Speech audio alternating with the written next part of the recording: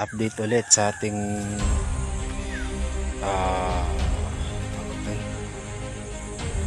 dragon fruit. So nakapagdagdag tayo, bali yan, dagdag natin yan, yung mga yan, wala bang mga nasa 22 na siya lahat yan.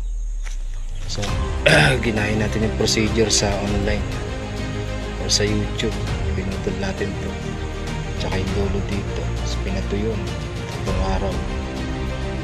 So yan, hindi kagaya ng una, pero okay naman, buhay naman yung una, pero maganda yung hatiin mo siya para may another pananim.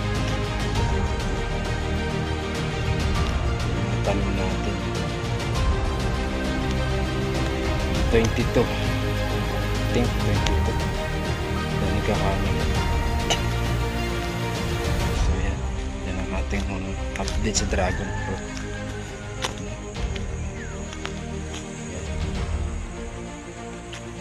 Update natin sa dragon fruit. Actually dito part na to, ubas talaga ang target ko dito. Ay ano, dragon fruit na rin yan papunta dun sa area.